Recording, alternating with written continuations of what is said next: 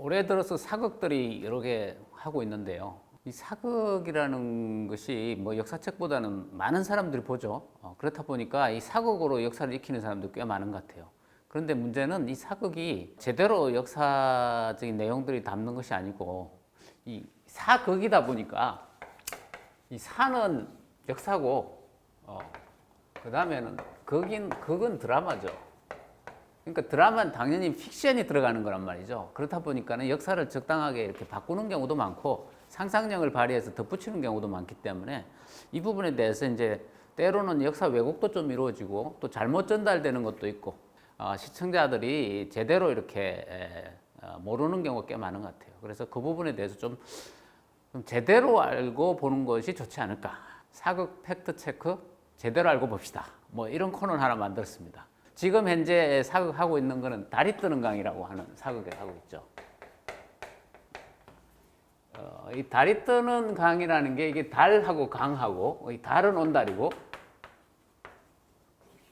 강은 평강이죠. 그러니까 온달과 평강 이야기예요. 그런데 이 온달과 평강 이야기를 제가 한 몇 회 봤는데 보니까 조금 배경 설명 같은 게 좀 알면은 보기 굉장히 편하지 않을까 하는 거죠. 그래서 오늘 그 첫 번째 강의에서는 달이 뜨는 강의 그 시대적 배경하고 당시 고구려의 그 상황이 어떤가, 요거에 대해서 좀 설명을 해볼까 합니다. 자, 달이 뜨는 강의 시대적 배경을 보면은 이게 고구려 25대 평원왕 시절이에요. 근데 이 평원왕이라는 사람이 꽤 오랫동안 왕위에 있었어요. 그러니까 559년부터 590년까지 이게 약 31년 동안 왕위에 있었기 때문에 굉장히 오랫동안 있었죠. 그런데 이 기간에 국제적인 정세도 굉장히 많이 변해요.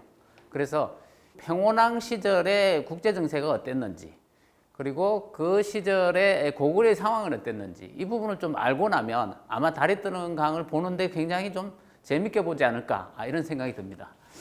이 달이 뜨는 강의 시대적 배경을 보면은 자, 이 시기에 이제 지도를 한번 그려봅시다. 이 고구려란 나라가 자, 이렇게 이게 지금 동아시아의 지도인데요. 이 시기에 이제 고구려의 강력이라는 게 이제 이 부분이 고구려죠. 이렇게 여기가 고구려. 근데 이때 중국의 상황을 좀 알 필요가 있어요. 중국은 이때가 어떤 상황이냐 하면은 소위 위진 남북조 시대예요. 위진 남북조는 자, 위진 앞에 보면은 삼국시대. 그러니까 뭐 유빈이, 조존이 이런 사람들이 등장하는 삼국시대죠. 위초고의 삼국시대. 이 삼국시대는 후한이 망하면서 시작된 거예요.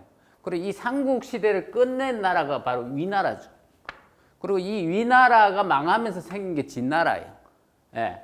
그리고 이 진나라가 또 부서지면서 남조와 북조로 나눠진 게 남북조 시대예요.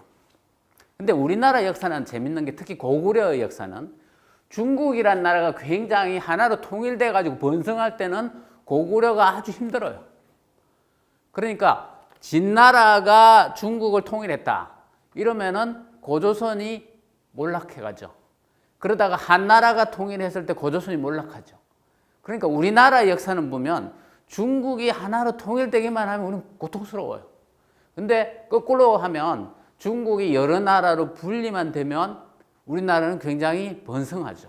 그래서 고구려의 전성기는 바로 중국이 이렇게 여러 나라로 쪼개져 가지고 갈라져 있을 때 시기가 고구려의 전성기예요.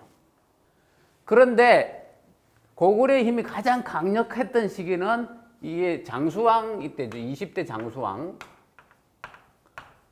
장수왕이 제일 강력했죠. 그리고 그 바로 앞에 장수왕 앞에가 바로 광개토왕이죠. 우리가 잘 알고 있는.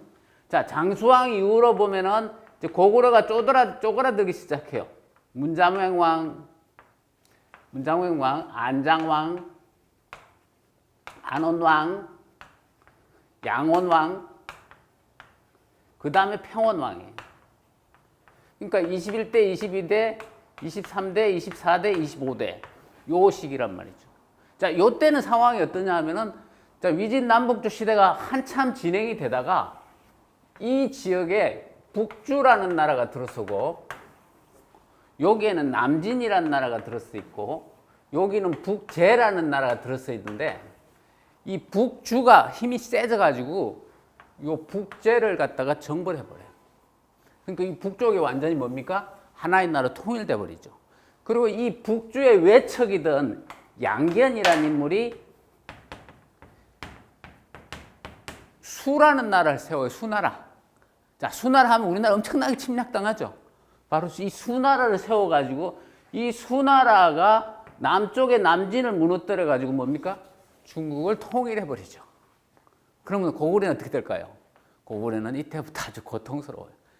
이 상황이 전개되는 과정이 바로 이 드라마의 시대적 배경이에요. 이때는 그러면 한반도 쪽은 어떠냐?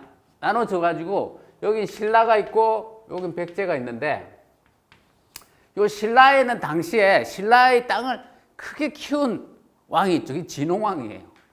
이 진흥왕의 시기예요. 그래서 진흥왕에서 진평왕까지, 진흥왕에서 진평왕까지 신라가 통일하기 이전에 최전성기예요.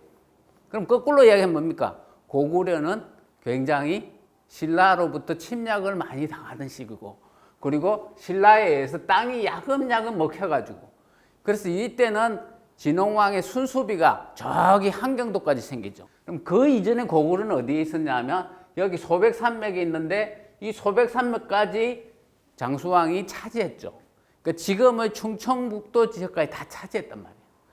그런데 그런 상황에서 평원왕 때는 여기를 신라가 공격을 하고, 백제도 이제 위덕왕 시절인데 백제는 자기들의 옛날 땅을 찾기 위해서 신라하고 막 싸우고 고구려하고 싸우고 이랬던 시기예요. 그러니까 평원왕 시기는 사방으로부터 공격을 받던 시기란 말이죠. 이런 상황에서 바로 이 평강공주와 온달 이야기가 전개되는 시기다.